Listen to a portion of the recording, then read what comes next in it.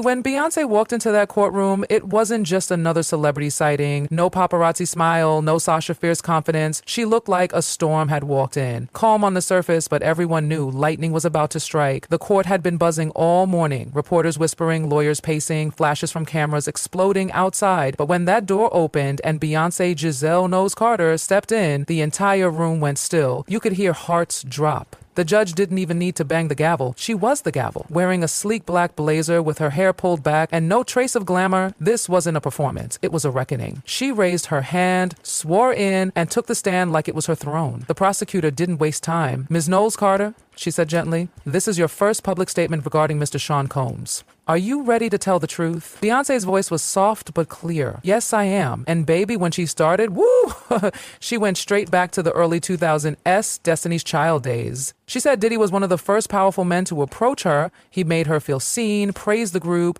told her she was the future.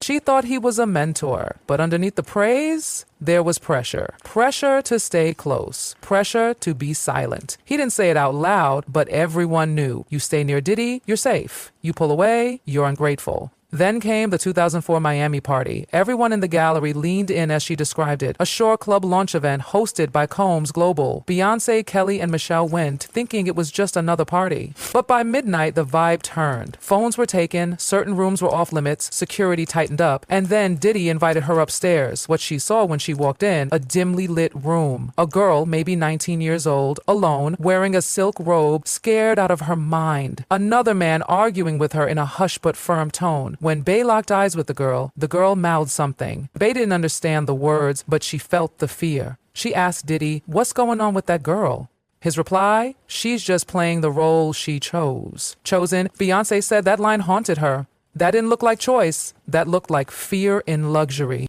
And from that night, she stopped seeing Diddy as harmless. The prosecutor leaned in again. "Why didn't you speak publicly then?" And the answer? Beyoncé looked the jury in the eye and said, "Because when you're a black woman in this industry, speaking out means they burn down your legacy brick by brick. They call you bitter, difficult, ungrateful." Chills. Then she kept going. 2006, Grammy weekend. She tried to skip one of Diddy's parties and he called her himself. Told her, "Queen Bee, don't make me remind you who gave you your first real stage." She said she froze, not because it was true, but because he wanted her to think it was, like she owed him. She still went, but she kept 20 feet away from him all night. And the next day, she got an email from a publicist. "Combs is unhappy with Bee's energy. Remind her she's still part of the machine, not part of the crew, not a collaborator, part of the machine." And from there, the punishments started. Photographers would accidentally skip her on red carpets. Magazine covers disappeared. Tabloids suddenly painted her as a cold diva. It wasn't coincidence. It was calculated, orchestrated. He didn't just want fame, she said. He wanted submission. Then came the 2011 confrontation, just the two of them alone in a hotel in Midtown. She told him she wasn't his pawn. His response, "You'll never be bigger than the game. You either play it or it plays you." She left. That was the last time she ever took a personal invite from him. And yes, she lost opportunities, brand deals, campaigns, but she said, "I wasn't going to be owned." And then the bombshell, the 2015 artist retreat in the Bahamas. She said it was supposed to be a relaxing, creative getaway, music, bonding, peace. But by the second night, the place felt more like a prison. Phones were confiscated, staff avoided eye contact, artists disappeared for hours, then returned silent, spaced out, the staff, and then she heard it. A scream. A girl's voice. "You said I'd just be singing." Then silence. She turned a hallway corner and saw the girl being walked back to her room by security. She was sobbing. Beyoncé said she didn't intervene, not because she didn't care, but because she knew she might not get out if she did. She left the next morning, chartered her own plane, told Jay everything.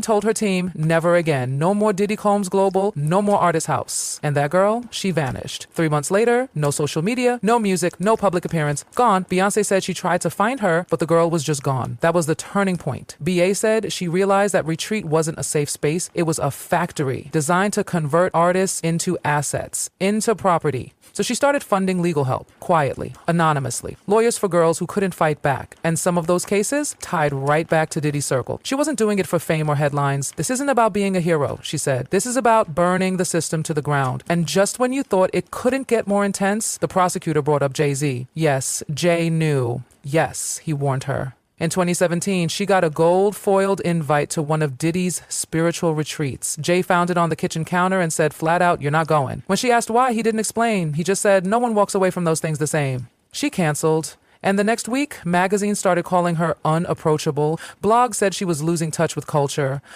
Retaliation? You bet. The prosecutor even pulled out leaked PR strategy emails from Diddy's team. One line, repositioned Beyoncé's narrative as too elite to relate. It was all strategy, all calculated, destroy anyone who didn't comply. And then the prosecutor said the name that sent a chill across the room, Kim Porter. Yes, Beyoncé loved her. Said Kim was one of the few people in that world who still had a soul. Was she surprised when Kim died? Devastated, confused. Said Kim had been planning to speak out, write a book, maybe, or tell her story, and then suddenly she was gone. And what happened after? A man came to Beyoncé and said, "If you've got anything to say about Diddy, lock it in a vault, or you'll end up like Kim." Let that sink in. Beyoncé said she believed him. And that belief, it silenced her until now. She ended part of her testimony with a line that gave every woman in the room goosebumps. "I'm not here to destroy him. I'm here to make sure no woman ever believes again that silence is the safest place to stand." The courtroom hadn't taken a recess, but after that chilling truth about Kim Porter, it felt like the air itself had taken a breath. Then the prosecutor dropped another bombshell. Miss Knowles Carter, she said, "Did you ever personally witness behavior by Mr. Combs that you believed was criminal?" Beyoncé paused. Her hands were clasped. Her eyes flicked toward the jury. Then she said it. Soft but unshakable. Yes. You could feel the tension hit the ceiling. She took everyone back to 2012, the Met Gala after party.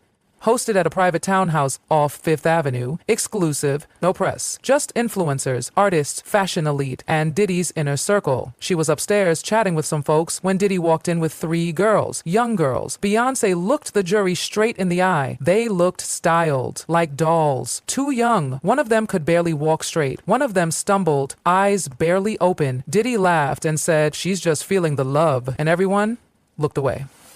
Beyoncé said, "It was the culture. Play dumb or play broke." Nobody said a word, including her. "I've stood on stages in front of 80,000 people," she said, "but that night I couldn't say one word." Her voice cracked, not from weakness, but from carrying the weight of every time she hadn't spoken. Then came the moment that shattered her. About 30 minutes later, she went looking for her stylist. Opened the wrong door, and what she saw? Diddy? One of the young girls. The girl was half conscious, limp. He was whispering something in her ear. When he saw Beyoncé, he didn't flinch. He smiled, like he wanted her to see. She slammed the door, told her team, "We're leaving," and that was that. She never spoke about it, not even to Jay. Not until now. The prosecutor's voice lowered. "When did you start talking?" 3 years ago, Beyoncé said. She started reaching out to women, quietly collecting names, patterns, stories, whispers that became proof. And now, the prosecutor said, "Here you are." "I'm not here to take him down," Beyoncé answered. "I'm here to lift the veil." Then came the Roc Nation brunch. January 2015, the Beverly Hills estate, glamorous, legendary, celebrities dripping in designer, the press obsessed with every moment. But Beyoncé said that day something felt off. Diddy showed up late. Nothing dramatic, but the energy around him, it was like fear walked in wearing a tuxedo. Then she saw her, a girl.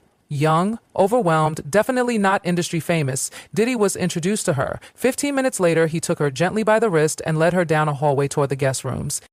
And Beyoncé, she followed. She didn't walk up behind them. She played it cool, made it look like she was heading to the powder room. But from the hallway, she heard crying, soft, controlled, like someone trying not to be heard. And then Diddy's voice, "You want this life, don't you? This is the price." She walked away, not because she didn't care, but because she didn't know how to help without destroying herself. That, she said, was the moment everything changed. I realized I was part of the protection. My silence, my branding, my distance, it all made me just another brick in his wall of immunity. And that girl, Beyoncé never saw her again. From that moment, she said she stopped being a bystander. She mapped everything, every whisper, every woman who went into Diddy's orbit and never came out the same.